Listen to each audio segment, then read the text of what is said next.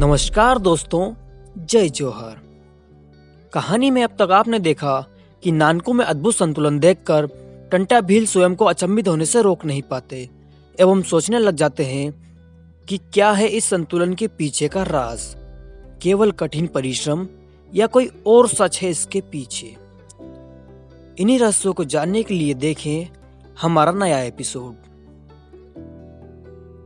अगर आप इस चैनल पर नए हो तो चैनल को सब्सक्राइब करके हमें मोटिवेट करें ताकि ऐसी ही और कहानियां हम आप तक पहुंचा सके। क्या आपने सब्सक्राइब कर भी लिया? ठीक है, मैं इंट्रो चलाता हूं।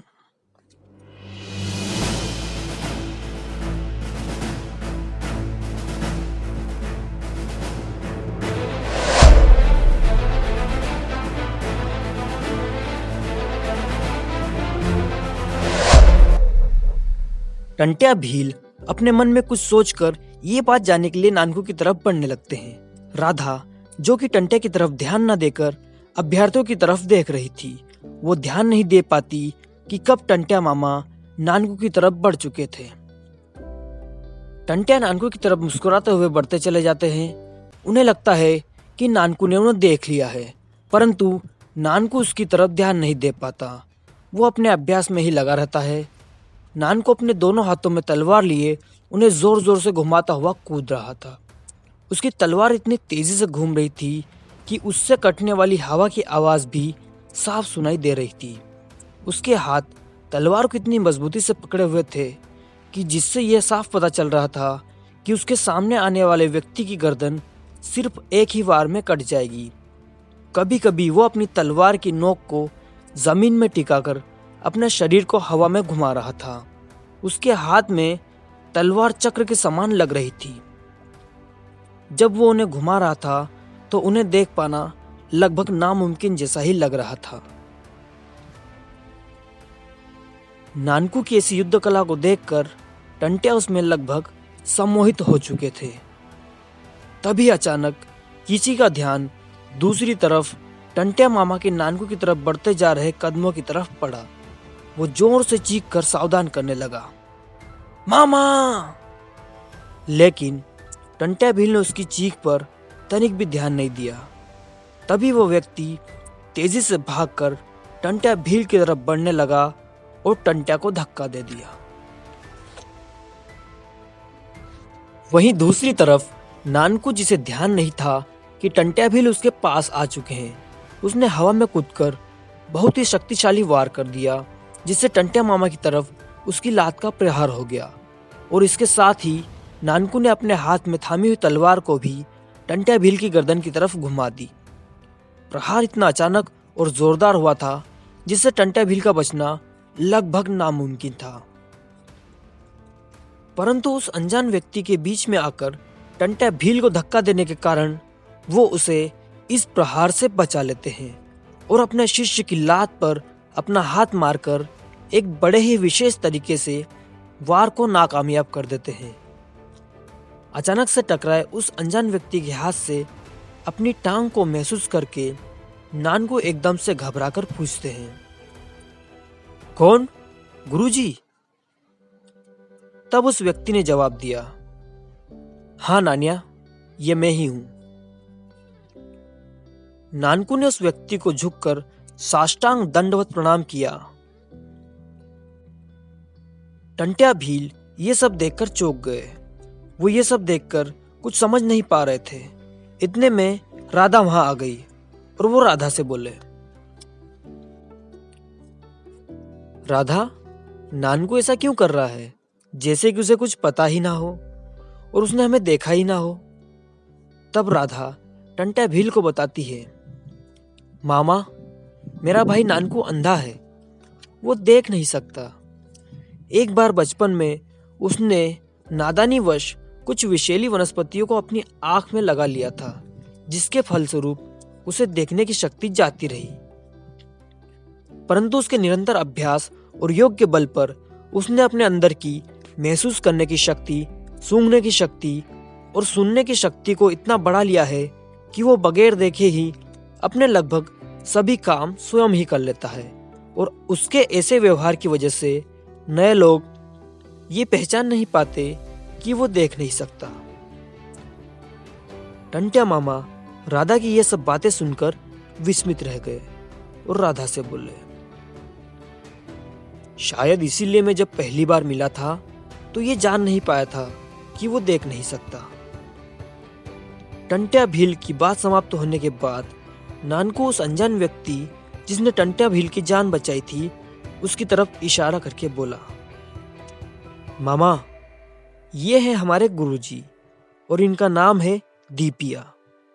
इन्होंने ही हमें सारी युद्ध कलाओं का ज्ञान दिया है। नानकू के गुरुजी दीपिया ने टंट्या भील का हाथ जोड़कर अभिवादन किया। जवाब में टंट्या ने भी नमस्कार किया। मन ही मन नानकू के संतुलन और अभ्यास को देखकर टंट्या पूरी तरह से असमंजस में पड़ चुके थे। काफी देर वार्तालाप करके नानकू ने टंट्या को वापस अपनी कुटिया में छोड़ा और किसी दूसरे काम के लिए वहां से चला गया। परंतु टंट्या का दिमाग अभी भी उसी तिलस्मिनी युद्ध कलाओं के अभ्यास के बारे में सोच रहा था। वो मन ही मन में स्वयं से कहने लगे, मैं अभी भी इस बात को समझ नहीं पा रहा था, एक व्यक्ति जो कि देख नहीं सकता वो इस कला में इतना निपुण कैसे हो सकता है और उसके वार इतने संतुलित और सटीक कैसे हो सकते हैं। टंट्या भील इस बारे में सोच ही रहे थे कि तभी उन्हें महसूस हुआ कि बाहर कबीले में अचानक जोर का शोर और हलचल शुरू हो गई है। लोग इधर उधर भागकर अपनी कुटिया में छुपने का प्रयास करने लगे थे। टंट्या ने बाहर निकलकर देखा, तभी कुछ बागी नानकू और गुरुजी दीपिया को रस्सियों में बांधकर टंट्या की तरफ ला रहे थे। दीपिया और नानकू को रस्सियों में बंधा देखकर टंट्या जोर से चीख कर कहने लगा, धोलिया, आपकी हिम्मत कैसे हुई हमारे मित्र को इस तरह यूं बांधने की? आप इन्हें अभी आजाद करें। टंट्या भील के मुंह से ऐसी बातें सुनकर धोलिया घबरा गया और टंट्या के पास आकर कहने लगा, मुझे माफ कर दो मामा, परंतु हमारे मुखबिरों के अनुसार हमें पता चला था कि आपके ऊपर उंद्री नदी के किनारे हमला किया गया और आपको बंदी बनाकर इसी तरफ ले जाया गया था। इसलिए हमने कबीले के सरदार दीपिया को बंदी बनाया। इसके अलावा हम इसके बारे में कुछ भी नहीं जानते। इस पर टंट्या भील गुस्से में आकर और जोर से चीखकर कहने लगे, अगर ये हमारे दुश्मन होते तो इन्होंने हमें मार नहीं दिया होता दोलिया, या फिर हमें बंदी बनाकर रखते। यूं हमें जड़ी बूटी नहीं लगाते, हमारा इलाज नहीं करते। टंट्या के गुस्से को इस कदर बढ़ता देख दोलिया घबरा गया और उसके पैरों में गिरकर कहने लगा, मुझे माफ कर दो मामा, मुझसे अनजाने में भूल हो गई। दोलिया को इस तरह माफी मांगते देखकर टंट्या थोड़े शांत हुए और बोले, ऐसा कुछ नहीं है दोलिया, ये सच है कि हम पर हमला हुआ था पर वो किसी और ने किया था। ये आर्थर बेरेट का काम लगता है, पिछली बार की मार भूल गया शायद। तुम एक काम करो, अपने जासूसों को खंडवा भेजकर बेरेट की गतिविधियों को निगरानी में डालो। नानकू और दीपिया ने हमारी जान बचाई है और हमें बचाकर अपने गांव में लेकर आए हैं। घाव में जड़ी बूटियां तक लगाई और आप इनके साथ ऐसा व्यवहार कर रहे हैं। इस पर दोलिया ने कहा, मामा, लेकिन आपका 3 दिन से कोई पता नहीं चल पा रहा था। बिजनिया भी आपके अचानक से ना मिलने की वजह से काफी चिंतित हो गए थे। साथ ही सुंदरेल गांव के पटेल ने भी पूरा खरगोन जिला छान मारा आपको ढूंढने में। इसीलिए उन्होंने आपको ढूंढने के लिए 30-40 लोग भी भेजे थे। इस पर टंट्या भील ने कहा, दोलिया, अब तुम देख सकते हो कि हम बिल्कुल ठीक हैं। अब आप ये सूचना सुंदरेल के पटेल साहब और हरबंसपुर बिजनिया को भेज दें और उन्हें बता दें कि हमारी चिंता करने की कोई जरूरत नहीं है। और आप उनसे कहिए कि हम कुछ समय चारवा फॉरेस्ट के इस भील वन में ही बिताएंगे। यदि उन्हें कोई भी संदेश या सूचना भिजवाना हो तो वो सतपुड़ा की वादियों में भील वन में भिजवा सकते हैं। तब तक गिरोह के रोजमर्रा का कामकाज और इसका फैसला बिजनिया स्वयं ले ले, ये हमारा आदेश है। और ऐसा कहकर टंट्या भील दोलिया को वहां से वापस भेज देते हैं। और इसके बाद वो नानकू और दीपिया से क्षमा मांगते हुए कहने लगते हैं, हमें माफ करे दोस्त, हमारी वजह से आपको ये सब देखना पड़ा और हमारे दोलिया ने आपके साथ जो व्यवहार किया है उसके लिए हम भी आपसे क्षमा मांगते हैं।